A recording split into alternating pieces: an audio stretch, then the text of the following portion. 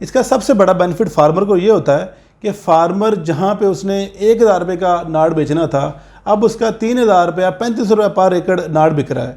और लोग हार्वेस्टर वाले या जो ये लॉन्ग स्टेम वीट का काम करते हैं वो वहीं से आगे उठा के फार्मर को कैश पेमेंट दे के उनके चले जाते हैं।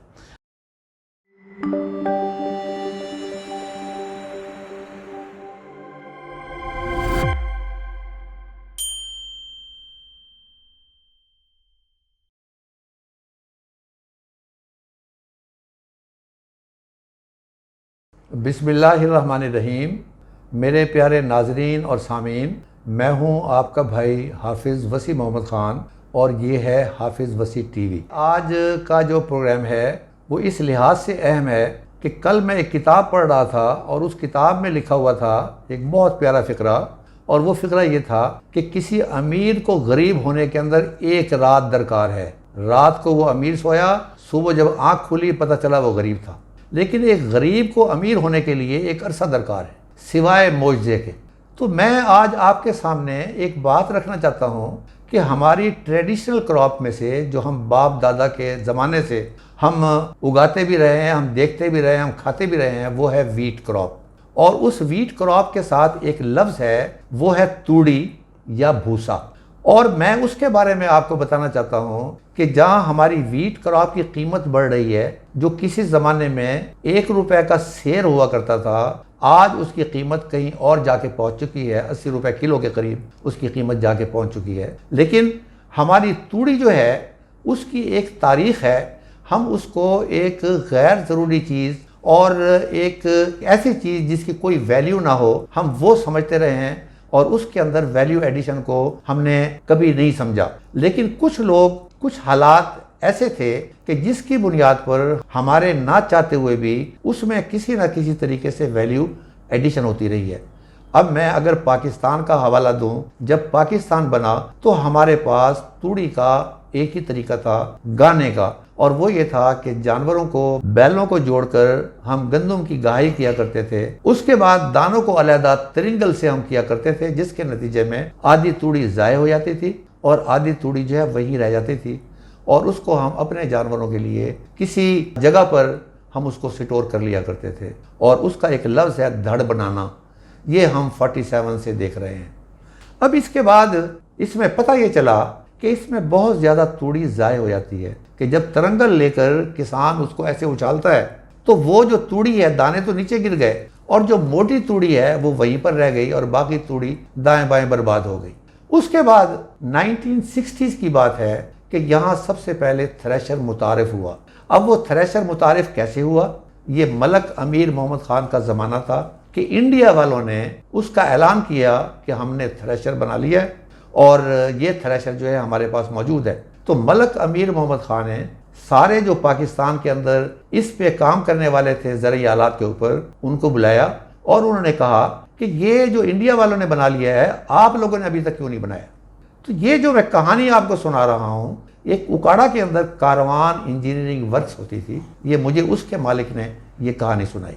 तो वहाँ जो लोग बैठे हुए थे, गवर्नर मगरबी पाकिस्तान मलक अमीर मोहम्मद ख़ान के सामने, उन्होंने कहा कि किसी तरीके से हमें खुला हुआ ये जो वीट थ्रेशर है ये हमें दिखाने का बंदोबस्त कर दिया जाए, हम यहाँ आकर उसको बना देंगे। लिहाजा उसके बकौल एक प्रोग्राम तरतीब दिया गया और ये जो इंडिया के अंदर जो बुज़ुर्गों के मज़ार हैं और यहाँ से जत्थे जाते हैं वहाँ हाज़िरी के लिए, उनमें उन तमाम लोगों को शामिल किया गया और फिर बंदोबस्त किया गया कि रास्ते में उनकी गाड़ी एक जगह खड़ी होगी और वहाँ पर एक थ्रेशर खुला हुआ मिलेगा। ये लोग किसी बहाने वहाँ उतरेंगे, उसको अच्छे तरीके से देखेंगे और फिर ये आगे अपने सफ़र पर चले जाएंगे। वो लोग अपने सफ़र पर चले गए और रात को मज़ार पे हाज़िरी देने के बाद जहाँ वो होटल में ठहरे हुए थे वहाँ उन्होंने अपनी ड्राइंग्स बनाई और वो ड्राइंग्स बनाने के बाद उन्होंने कहा कि हमें एक मरतबा फिर दिखाया जाए। अब फिर दोबारा बंदोबस्त किया गया कि उनकी वापसी पर किसी और जगह पर उस खुले हुए थ्रेशर को दिखाया गया और वहाँ उन लोगों ने अपनी ड्राइंग्स पूरी करके जब वो पाकिस्तान आए तो पाकिस्तान में सबसे पहला थ्रेशर बना। और उसमें कौन कौन सी कंपनी थी? एक सरकारी कंपनी थी और एक इत्तिफाक वीट थ्रेशर वाले थे, एक मज़र वीट थ्रेशर वाले थे, एक कारवान इंजीनियरिंग वाले थे। जब इन्होंने यहाँ पर बनाया तो पहली फुर्सत के अंदर इनको 2 प्रॉब्लम्स आए। एक प्रॉब्लम ये आया कि जो इन्होंने बनाया थ्रेशर, उससे दाना टूटता था। दूसरा ये आया कि लोगों ने उसे कबूल करने से इनकार कर दिया और उन्होंने कहा कि जो तूड़ी गहाई के जरिए हासिल होती है हमारे जानवर बड़े शौक से खाते हैं, लेकिन ये जो काटती है थ्रेशर हमारे जानवर नहीं खाते। लेकिन वक्त बदल गया, दाना मुकम्मल आने लगा, ये एक घर घर की कहानी बन गई। हर लुहार ने इसको बनाना शुरू कर दिया और अब हर जगह पर ये पाकिस्तान में मौजूद है। और फिर उसके बाद जानवर निकल गए और ये जानवरों ने खाना कबूल कर लिया। जो पहले खौफ था कि जब भी कोई तब्दीली आती है तो जो ट्रेडिशनल लोग होते हैं वो उसको पसंद नहीं करते, उसको कबूल नहीं करते, वक्त के साथ साथ वो उसको कबूल कर लेते हैं। तो लिहाजा थ्रेशर जो है वो एक शान की अलामत बन गया कि जिस फार्म पर थ्रेशर होगा उसके 2-3 फ़वाइद होंगे। एक तो ये है कि कटाई के दौरान, हार्वेस्टिंग के दौरान किसान को खौफ होता है कि पता नहीं किस वक्त बारिश आ जाए और फिर बारिश के बाद कितने दिन तक उसकी हार्वेस्टिंग लेट हो जाएगी। एक तो उसने ये मसला हल किया कि जो गहाई के ज़माने में टाइम लगता था, थ्रेशर ने उस टाइम को बहुत थोड़ा कर दिया। दूसरा ये था कि इसके बाद इनको तूड़ी भी इनको मिलने लगी, वो इतनी दूर नहीं फेंकता था जितनी दूर तरंगल फेंकती थी। तो ये दोनों मसले हल होने के बाद पता चला कि दुनिया तो और आगे पहुंच चुकी है। और वो कैसे पहुंच चुकी है कि ये तूड़ी को हम सिर्फ इस्तेमाल करते हैं अपने जानवरों के खाने के लिए। क्या इसका कोई और इस्तेमाल भी हो सकता है जिससे किसान को और ज्यादा पैसे मिल सकें?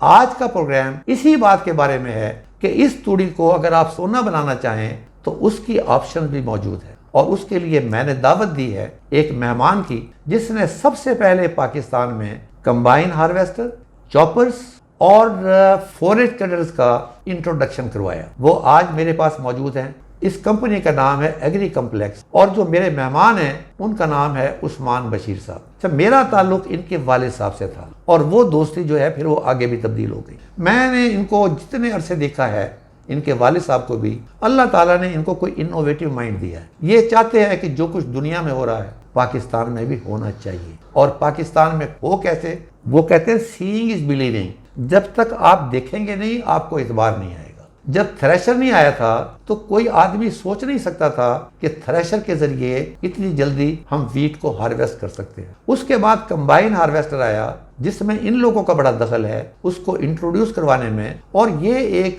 परफेक्ट एग्री कॉम्प्लेक्स के नाम से अपनी कंपनी भी चला रहे हैं। और ये एक नेक नाम है कि अगर किसी को वाकई कोई सर्विसेज चाहिए, इस किस्म के इक्विपमेंट चाहिए, तो आंखें बंद करके आप इनसे ले सकते हैं, आप इतबार कर सकते हैं।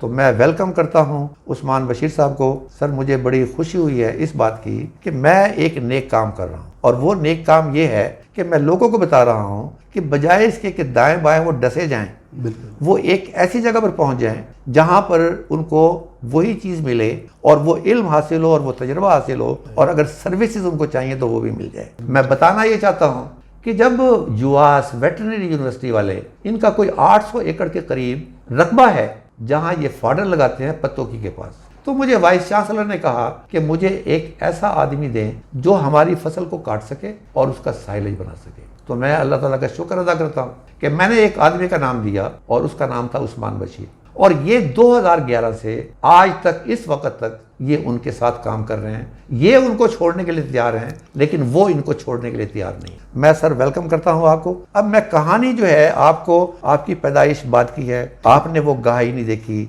आपने थ्रेशर को जब इंट्रोड्यूस करवाया गया आपने वो नहीं देखा, लेकिन आपने कंबाइन हार्वेस्टर देखा है जी। अब मैंने ये बात कही है कि हमारे पास 27 मिलियन टन गंदम पैदा होती है, और अगर हम तूड़ी का हिसाब करें तो वो भी 27 मिलियन टन के करीब इक्वल हम उसको लेते हैं। और इक्वल इसलिए लेते हैं कि जो कंबाइन हार्वेस्टर है उससे भी तूड़ी बर्बाद होती है, जो हमारा गहाई वाला तरीका था उससे भी तूड़ी बर्बाद होती है, लेकिन अगर इसको संभाला जाए तो जितनी गंदम होगी उससे 1.5 गुना तूड़ी होगी। तो मुझे आप जरा कुछ, मेरे मेहरबानों को अब आप जरा बताएं कि ये कंबाइन हार्वेस्टर के बाद इस तूड़ी को किन किन तरीकों से ज्यादा पैसों के साथ हम बेच सकते हैं, और किसान की जो आमदनी है उसमें कैसे इजाफा हो सकता है। बिस्मिल्लाहिर्रहमानिर्रहीम। पहले तो मैं शुक्रगुजार हूँ हाफिज़ वसी मोहम्मद खान साहब का, जिन्होंने मुझे इस प्रोग्राम में इनवाइट किया और जो नई टेक्नोलॉजीज़ हैं फॉडर प्रिजर्वेशन के ऊपर और फॉडर कलेक्शन के ऊपर और स्टॉक के ऊपर मुझे बताने का आपको मौका दिया। बेसिकली जो चीज़ें हाफ़िज़ साहब अभी बता रहे थे वो वाकई उनकी बात ठीक है कि हमारे होश से पहले की हैं, लेकिन जो चीज़ हमने देखी है अभी लेटेस्ट जनरेशन में वो मैं आज आपके साथ शेयर करूंगा और बताऊंगा किस तरह से हम इसी तूड़ी को या नाड़ को लेके वैल्यूएशन करके एक अच्छी कीमत अपनी कमा सकते हैं, पाकिस्तान में भी और इंटरनेशनल मार्केट में भी। ठीक है जी। इसके वीट स्ट्रॉ के जो मेन मकासद होते हैं वो 3 जगहों पर इस्तेमाल होते हैं, वो मैं आगे आगे फर्दर बताता जाऊँगा कि 3 कौन कौन सी जगह हैं जो नई चीज़ें हैं जो नई पाकिस्तान में इंट्रोड्यूस हुई हैं। सबसे पहली बात यह है कि कंबाइन हार्वेस्टर के बाद जो नाड़ बचता है फील्ड के अंदर, जिससे पहले अमूमन लोग आग लगा देते थे, हम उसी को कलेक्ट करके इकट्ठा करके उनसे फिलहाल 3 उनके मसरफ हैं जो पाकिस्तान या इसको हम एक्सपोर्ट करने में इस्तेमाल कर सकते हैं। वो एक एक करके मैं आपको आगे बताता जाऊँगा। सबसे पहली बात यह है कि अब वो वाला दौर नहीं रहा कि आप नाड़ को या जो कंबाइन हार्वेस्टर जो गिराती है नीचे, जिसको हम पहले ज़ाया कर देते थे, उसकी तूड़ी भी नहीं बन पाती थी, लोग ये समझते थे शायद सिर्फ थ्रेशर से ही तूड़ी बनती है। तो इसके जो आगे मसरफ़ हैं वो 3 किस्म के हैं। पहली बात यह है कि अभी बड़े अच्छे किस्म के तूड़ी के चापर पाकिस्तान में बन रहे हैं। पाकिस्तान पहले इंडिया से आते रहे चापर, जिस तरह थ्रेशर लोगों ने इंडिया जाके देखी, अफसर ने जैसे बताया, इसी तरह एक वीट स्ट्रॉ चापर होता है जो ट्रैक्टर माउंटेड होता है, ट्रैक्टर के पीछे चलता है और उसके पीछे चल के जो हार्वेस्टर, जो कंबाइन हार्वेस्टर नाड़ फील्ड में फेंका होता है, जिसको लोग आग लगा दिया करते थे, उसको उठाता है, वो उसको चॉप करता है तूड़ी की तरह और उससे ट्रॉली के अंदर फेंकना शुरू कर देता है। साथ साथ आप इसकी एक छोटी सी वीडियो भी देख रहे होंगे, आपको नज़र आ रहा होगा कि वीट स्ट्रॉ चॉपर फील्ड में चल रहा है और वो जो गिरा हुआ है, जिसको हम सारे फार्मर आग लगा दिया करते थे, उसको वो उठा के और जो नाड़ नीचे बचा हुआ है, जो खड़ा है, बुच्चड़ जिसको हम कहते हैं, वो खड़ा हुआ है, उसको भी काट के उसकी तूड़ी बना के ट्रॉली में डाल रहा है। और अब लोग उसकी जो प्रोडक्शन है, जो उसकी मशीन की तैयारी है, वो पाकिस्तान में हो रही है। अल्हम्दुलिल्लाह हमारे पास बड़े बड़े अच्छे लोग पाकिस्तान में मौजूद हैं और उसकी मुख्तलिफ जगहों पे उसकी तैयारी हो रही है। उसमें मेन जगह जो हैं वो हाफिज़ाबाद है, काड़ा है, डस्का में बहुत अच्छे अच्छे लोग बैठे हैं जो वीट स्ट्रॉ चापर बना रहे हैं। गुजरात वाला भरा पड़ा है वीट स्ट्रॉ चापर के ऊपर। तो सबसे पहली बात तो ये है कि जो नाड़ हम लोग कंबाइन हार्वेस्टर से लोग उसको जलाते थे, अब उसको हम उठा के अपने जानवरों के लिए तूड़ी बना सकते हैं और हमारा वो जो ज़ाया होता था, जो लोग समझते थे थ्रेशर के साथ तूड़ी बनेगी, वो अब वीट स्ट्रॉ चापर से तूड़ी बना रहे हैं। जज़ाकल्लाह उस्मान साहब, आपने बड़ी प्यारी बात बताई है कि पहली जो चीज़ है वो जो किसान जिसने गंदम लगाई है उसके जानवर भी हैं, वो उनकी फूड सिक्योरिटी चाहता है जी।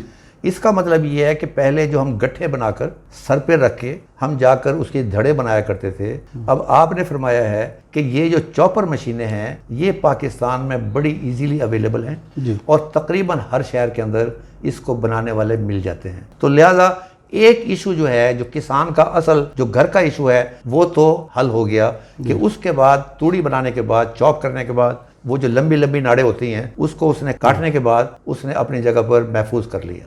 Right sir. अब जनाब मुझे खुशी होगी आप दूसरी बात भी बताएं। अच्छा, अब इस तरह से है कि ये तो हो गया, पहले होता था कंबाइन हार्वेस्टर से लोग नहीं कटवाते थे, उसकी वजह ये थी कि जो नाड़ है वो ज़ाया करना पड़ता था उन्हें। और एक हमारी इंजीनियर से या इन्होंने पाकिस्तान में जो मशीन बनाई है स्ट्रॉ चापर, उससे अब ये हो गया कि अब जिस तरह हाफ़िज़ साहब ने फरमाया कि तूड़ी उनके जानवरों के लिए अवेलेबल हो गई।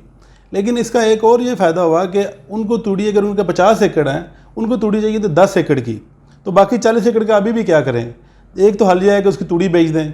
दूसरा, अभी जो लेटेस्ट किस्म की मशीनें पाकिस्तान में आई हैं उनमें से जो दूसरा इसका मसरफ़ है जो हम लोग देख रहे हैं वो है मशरूम फार्मिंग में।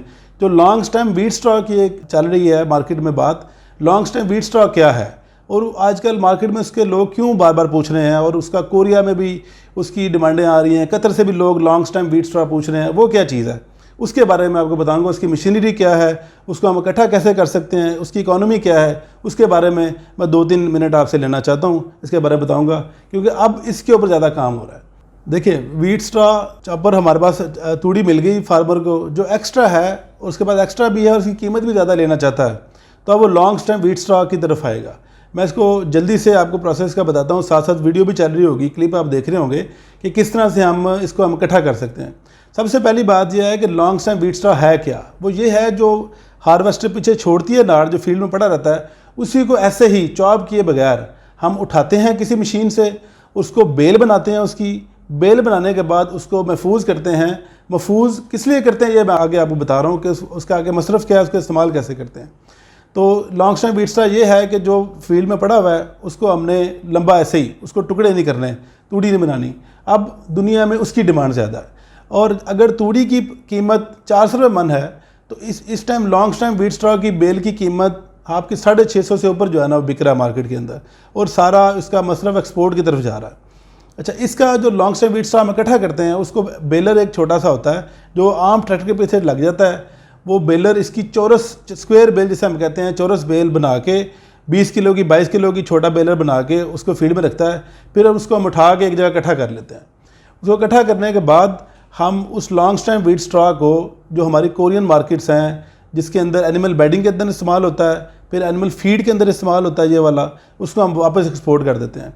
इसका सबसे बड़ा बेनिफिट फार्मर को ये होता है कि फार्मर जहाँ पे उसने 1000 रुपये का नाड़ बेचना था, अब उसका 3000 रुपया 3500 रुपये पर एकड़ नाड़ बिक रहा है। और लोग हार्वेस्टर वाले या जो ये लॉन्ग टाइम व्हीट स्ट्रॉ का काम करते हैं वो वहीं से आगे उठा के फार्मर को कैश पेमेंट दे के उनके चले जाते हैं। और आगे long time wheat straw collection करने के बाद लोग क्या करते हैं, उसकी आगे एक उसकी कंजप्शन है कि उसको एनिमल बेडिंग में इस्तेमाल करते हैं। अब एनिमल बेडिंग क्या होती है कि जहाँ पे आपका जानवर बैठना है उसको हम नीचे लॉन्ग टाइम व्हीट स्ट्रॉ को बिछा देते हैं ताकि उसके ऊपर ही वो गोबर करे, उसके ऊपर ही वो अपना यूरिन वगैरह करे, पेशाब वगैरह करे, और उसको हम पकड़ के उठा के इजीली हम आगे इस्तेमाल कर सकें फर्टिलाइज़र के लिए या किसी और अपने क्रॉप रेजिड्यू के लिए हम उसको इस्तेमाल कर लेते हैं। दूसरा ये है कि अब कोरिया के अंदर चॉप्ड व्हीट स्ट्रॉ की डिमांड ज़ीरो है। वो कहते हैं कि हमें लॉन्ग टाइम व्हीट स्ट्रॉ आप दें, हम उनके ऊपर अपनी इंग्रेडिएंट स्प्रे करेंगे, और ये स्पंजी मटेरियल होता है, इसके अंदर वो पेनिट्रेट करता है इंग्रेडिएंट, जो भी इनके फीड इंग्रेडिएंट हैं, एंजाइम्स हैं, वो पेनिट्रेट करने के बाद फिर सबसे बड़ा लॉन्ग टाइम व्हीट स्ट्रॉ का फ़ायदा ये होता है कि जानवर को जुगाली करने का मौका मिल जाता है। जब जुगाली करता है उसको डाइजेशन में टाइम ज़्यादा लगता है, और जो उन्होंने एंजाइम्स ऊपर स्प्रे किए होते हैं वो डाइजेस्ट होता है और उसका एनिमल का वेट और मिल्क बढ़ता है। अब लोग इस तरफ आ चुके हुए हैं, अब लोगों ने साले से भी आगे की बात अब ये चल रही है कि लॉन्ग टाइम व्हीट स्ट्रॉ के ऊपर वो स्प्रे करते हैं और एज अ फिलर उसको यूज़ कर रहे होते हैं। और तीसरा जो पाकिस्तान में भी जिसकी आजकल बहुत ज़्यादा मांग है लॉन्ग टाइम व्हीट स्ट्रॉ की, वो है मशरूम फार्मिंग। मशरूम फार्मिंग के अंदर इस टाइम व्हीट स्ट्रॉ बहुत ज़्यादा इस्तेमाल हो रहा है। हमारी बलवाल साइड पे जितनी भी सिट्रस की फैक्ट्रीज थी, तो अब उन्होंने क्या किया हुआ है, उनको पता है कि 4 महीने हमारा सिट्रस का या किन्नू का या मौसमी का एक्सपोर्ट का काम होता है, बाकी वो 8 महीने हमारे पास हाल अवेलेबल हैं। अब उन्होंने ये किया, उसको कंज्यूम करने के लिए, यूज़ करने के लिए बाकी 8 महीने उन्होंने मशरूम फार्मिंग का काम शुरू कर दिया। और मशरूम फार्मिंग की जो बेस है वो ये लॉन्ग टाइम व्हीट स्ट्रॉ ही है, जो उसके ऊपर अब उसके सीड स्प्रे करके उसको प्रॉपर एक ह्यूमिड इन्वायरमेंट में रखते हैं और उनका मशरूम बिकती है। और आप सबको पता है पिज़्ज़ाज़ और ये शवारमे और बर्गर जितने भी फास्ट फूड है, इसका जो मेजर एलिमेंट है आज मशरूम फार्मिंग के बगैर तो इनकम्प्लीट है। और इसलिए सारी हम पहले मशरूम दूसरे मुल्कों से मंगवाते थे, अब ये है कि लॉन्ग टाइम व्हीट स्ट्रॉ की वजह से हम मशरूम फार्मिंग अपने ही मुल्क में कर रहे हैं। और इंशाअल्लाह ताला आने वाले सालों में मशरूम्स के अंदर भी हमारी एक अच्छी खासी पैदावार होगी और आप खुद कफील मुल्क इंशाअल्लाह होगा। और ये सिर्फ़ और सिर्फ इस वजह से है कि लॉन्ग टाइम व्हीट स्ट्रॉ को कलेक्ट करने की मशीनरी अब पाकिस्तान में लोग ले आए हैं। हमने भी इसमें 5 साल से मैं भी लॉन्ग टाइम व्हीट स्ट्रॉ की मशीनरी के ऊपर काम कर रहा हूँ। हमने फ़िलहाल तो सारा एक्सपोर्ट कर रहे हैं कोरिया की तरफ, कतर की तरफ। पाकिस्तान में कुछ हमारे क्लाइंट्स हैं जो मशरूम फार्मिंग का काम करते हैं। तो ये अब वो इतनी भी नई बात नहीं रहेगी कि बिल्कुल एक अचंभे की चीज़ नहीं है। पाकिस्तान में ये अब काम हो रहा है, 4-5 साल से तो मैं इस काम को कर रहा हूँ। तो बात करने का मकसद ये है कि फार्मर अपना जिसको जलाता था या जिसको वो छोड़ देता था, अब उसको उससे आप अच्छा खासा वो पैसे कमा सकता है और अपनी आने वाली फसल के लिए कम से कम एक खाद का बंदोबस्त कर सकता है या उसके लिए कुछ ऐसी चीज़ें खरीद सकता है और अपनी क्वालिटी ऑफ लाइफ बेहतर कर सकता है।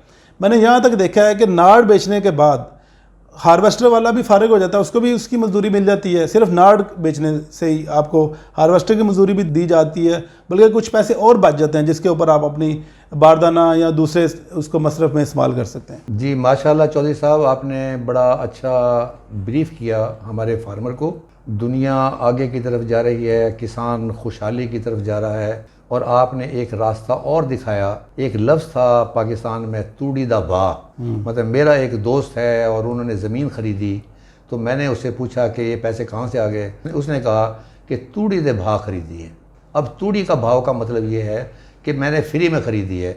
अब आपने बताया है कि ये तूड़ी अब इतनी, अगर आप इसको अपनी अकल इस्तेमाल करके और थोड़ी सी मेहनत करके इसको नाड़ की शक्ल में एक्सपोर्ट करना चाहें, इसको मशरूम वालों को देना चाहें, तो इसका मतलब ये है कि आपको 2 या 3 गुना कीमत जो आम तूड़ी बेचने के अंदर मिलती है आपको ज़्यादा मिलेगी और उससे आप अपने दूसरे खर्चे पूरे कर सकेंगे। मैं उस्मान साहब आपसे मैं ये बात जानना चाहता हूँ कि जो हमारी नाड़ है, ये जो तूड़ी वाला जो भूसा जो हमारा इससे निकलता है कंबाइन हार्वेस्टर से, इसमें कोई ख़ास खूबी है कि जो कतर में भी डिमांड है और कोरिया जो दुनिया के दूसरे कोने में है वहाँ पर भी डिमांड है, कुछ और मुल्कों में ये नाड़ नहीं मिलती कि लोग पाकिस्तान की नाड़ को प्रेफर करते हैं? इसकी कोई रीज़न है? जी हाफिज साहब, बहुत अच्छा आपने सवाल किया। आपको ये सुनकर खुशी होगी कि हमारा नाड़ उसी जगह पड़ा होता है जहाँ पे अमेरिका से नाड़ आया हुआ पड़ा है, और लोग हमारे नाड़ को कोरिया की मार्केट के अंदर, कतर की मार्केट में प्रेफर क्यों करते हैं। ये बड़ा इंपॉर्टेंट और बड़ा हमें खुशी भी होती है सुन के ये बात कि हमारा जो गंदम है इसका जो कलर है वो बहुत अच्छा है। उसमें क्योंकि जहाँ फ्लड इरिगेशन का सिस्टम चलता है उसके ऊपर कोई फोलियर वगैरह स्प्रे नहीं होता, उसका जो नाड़ क्वालिटी है बहुत अच्छी रहती है और गोल्डन कलर उसका बराबर रहता है और ब्राइट गोल्डन होता है। उसका इंटरनेशनल मार्केट में बहुत पसंद किया जाता है उसको, और लोग प्रेफर करते हैं कि अमेरिकन वीट स्ट्रॉ के बजाय हमें पाकिस्तानी वीट स्ट्रॉ मिले। और आपने देखा होगा कि इसी असना में मुख्तलिफ मुल्कों से पाकिस्तान में बहुत सारे लोग अब आ रहे हैं कि हमें wheat straw, long time wheat straw Pakistan से मिले और हम उसको आगे जाकर प्रमोट करें। कोरिया जैसा मुल्क जिसके क्वालिटी कंट्रोल स्टैंडर्ड बहुत हाई हैं, पूरी दुनिया में माना जाता है कि इसकी फूड क्वालिटी स्टैंडर्ड बहुत हाई हैं, वहाँ पे हमारा पाकिस्तान का नाड़ अल्हम्दुलिल्लाह उसी शोकेस में पड़ा मार्केट कर रहे हैं जिस शोकेस में दूसरे कंट्रीज़ कर रहे हैं। और अल्हम्दुलिल्लाह हमें प्रेफरेंस मिल रही है हमारे कलर की वजह से, हमारी ब्राइटनेस की वजह से, और हमारे जो फिजिबल वेदर है पाकिस्तान का वो गंदम के बहुत अच्छा मानता है और ये इसकी क्वालिटी बहुत अच्छी है। बड़ा प्राउडली ये आपको बता रहा हूँ कि हमारा बड़ा अच्छा उसका रिजल्ट है। Thank you very much. ये आपकी बातें सुन के उस्मान साहब मुझे तो अल्लामा इकबाल का शेर याद आ रहा है, तू के नादा चंद कलियों पर किनात कर गया, वरना गुलशन में इलाज तंगी ये दामा भी है। कि अगर सब्र करो, रिसर्च करो, उसको फॉलो करो, उसको मैनेज करो, तो वही चीज़ जो आप 2 रुपए की बेचना चाहते हैं वो 200 रुपए की भी बिक सकती है। उस्मान साहब आपसे एक चीज़ पूछना चाहता हूँ, अब चूंकि नाड़ की बात हो रही है तो लिहाजा मैं नाड़ के बारे में पूछना चाहता हूँ कि मैंने एक कंबाइन हार्वेस्टर इस्तेमाल की है और उसके आगे लगता है वैक्यूम हेडर। यस। अच्छा, वो उन लोगों के लिए ज़्यादा कामयाब है जिनकी जो अपनी फसलों को गिरने नहीं देते, और ये एक आर्ट है, यानी मुझे पता है उस आर्ट का कि मैं बेहतरीन पैदावार लूँ लेकिन मेरी गंदम के चंद एक पौधे तो गिरें, इसलिए कि वो निशानी इस बात की है कि मेरी फसल अच्छी है कि भागता हुआ आदमी ही गिरेगा, खड़ा हुआ आदमी कभी नहीं गिरेगा। अच्छा, अब वो जो वैक्यूम हेडर वाला वो करता है कि मैं अपनी फसल में लेके जाता हूँ और वो दानों को जो है वो सक करता है और ये करके सारे दानों को, साफ सुथरे दानों को इकट्ठा करता है और बाद में फसल खड़ी रह जाती है और उसके बाद उसकी नाड़ों को यानी उसको काटा जाता है जस्ट लाइक रोड्स ग्रास। जी, इसके बारे में आपका कोई जानकारी है? हाँ जी, हमने ये जो वैक्यूम हेडर है ना जी, इसका तजर्बा पाकिस्तान में किया था। उसका तब ये क्योंकि 2006-7 की बात है, तब इतना ज़्यादा लॉन्ग टाइम वीट स्टॉक लोग उसके बारे में नहीं जानते थे और लोगों को ये इस बात का अंदाज़ा नहीं था अगर हम वैक्यूम हेडर इस्तेमाल करेंगे जिस तरह साहब ने बताया वो इस्तेमाल करेंगे तो हमारे जहाँ पे 25 मन निकलनी है या 1 टन निकलनी है, नाड़ निकलना है, तो उसका 1.5 टन से ऊपर चला जाता है क्योंकि वो सिट्टे को तक को ज़ाहिर नहीं करता, सिर्फ उसमें से दाना निकालता है और जो ऊपर वाला सिट्टा तक है और उसकी जो कटिंग है सारी वो भी इसके साथ जो है ना हमें लॉन्ग टाइम वीट स्टॉक मिलती है और उसकी क्वालिटी और बेहतर मार्केट, इंटरनेशनल मार्केट में मिलती है। वो इंशाल्लाह ताला हम उस टेक्नोलॉजी के ऊपर भी काम कर रहे हैं और 2006 में उसको पहले लेके आए थे, अब दोबारा भी हम, क्योंकि अब लॉन्ग टर्म लोगों को पता चल गया है वीट स्टॉक का, इसलिए वो भी टेक्नोलॉजी अब लोग मार्केट में लेके आएंगे, हम भी उसको इंट्रोड्यूस करा रहे हैं ताकि ज़्यादा से ज़्यादा फार्मर को बेनिफिट मिले और अपनी फसल का ज़्यादा से ज़्यादा वो फ़ायदा उठा सके और उसको अच्छी कीमत मार्केट से मिल सके। जी, जज़ाकल्लाह। मुझे आपने याद करवाया है कि आपके वालिद साहब चौधरी बशीर साहब 1984 में फॉरेस्ट कटर लेकर आए और उन्होंने कहा कि ये आके पाकिस्तान में ज़राई इनकलाब बर्पा कर देगा, फसलों को ये काटेगा और आसानी के साथ ये सारा काम हो जाएगा। और उसके बाद उन्हें किसी कबाड़िए के पास बेचना पड़ा, लेने वाला कोई नहीं था। अब आपने 2006-7 की बात बताई है कि ये वैक्यूम हार्डर यहाँ पर आया लेकिन इसको एक्सेप्ट लोगों ने नहीं किया, तो हमें थोड़ा सा इंतज़ार करना पड़ेगा कि आज के प्रोग्राम के बाद अब लोग इसकी तरफ जाएंगे कि भाई वो जो वैक्यूम हेडर पहले आया था वो गया कहाँ। अब मैं यहाँ एक पैगाम देना चाहता हूँ अपने पाकिस्तानी भाइयों को। हमें एक आदत पड़ी हुई है और वो ये आदत पड़ी हुई है कि बेड़ा गर्क हो गया, बर्बाद हो गए, कत्ल हो गए, सुख का सांस नहीं है। हमें अपने इस रोने के अलावा हमारा कोई मामला नहीं है। हमें रोज़ाना इस किस्म की बातों को सुनने को मिलती है। आज के प्रोग्राम के बाद आपको एक बात का यकीन होगा कि 1947 से हमने जिस सफ़र का आगाज़ किया था, खुदा के वास्ते देखें कि हम 2022 में कहाँ तक पहुँचे हुए हैं। और जो पाकिस्तानी 1947 में फौत हो गया था, अगर खुदा करे हज़रत ईसा अलैहिस्सलाम उसको दोबारा ज़िंदा कर दें और वो लाहौर की सड़क पे या पाकिस्तान के किसी गांव के अंदर ट्रैक्टरों को और कंबाइन हार्वेस्टर को चलता हुआ देखे, तो वो दोबारा मर जाएगा, ये कह के कि क़यामत आ गई। मैं आपका शुक्रिया अदा करता हूँ और यू आर ऑलवेज़ वेलकम। मुझे फ़ख्र है कि मैं एक अच्छे पाकिस्तानी का तारुफ हाफिज़ वसी टीवी के ज़रिए लोगों को करवा रहा हूँ और उस्मान बशीर साहब के ज़रिए आपको जिस किस्म की भी जानकारी की ज़रूरत हो, फाडर के बारे में, साइलेज के बारे में, मशीनरी के बारे में, नाड़ के बारे में, किस तरह बनेगी, कहाँ बिकेगी, ये तमाम चीज़ें आपको फ्री ऑफ कास्ट अवेलेबल होंगी। जी, बहुत बहुत शुक्रिया हाफ़िज़ साहब, आपने मुझे यहाँ पे मौका दिया। जो कुछ मेरे पास नाक़िस इल्म था मैंने कोशिश की है लोगों को बताने की, और मैं आपका बहुत शुक्रगुज़ार हूँ कि आप बिल्कुल बेलौस लोगों की जो है ना खिदमत कर रहे हैं, और जो आपने पूरी दुनिया से नॉलेज सीखा है और लोगों को बता रहे हैं। और अल्लाह ताला आपको ज़िंदगी सेहत दे और आपका जितना नॉलेज है वो हमारे पूरे पाकिस्तान तक पहुँचे, ताकि हमारा फार्मर खुशहाल हो और लोग आपको इंशाल्लाह दुआएँ देंगे। जी, जज़ाकल्लाह, thank you so much. Verma Alaina इल्लल बलागुल Mubeen.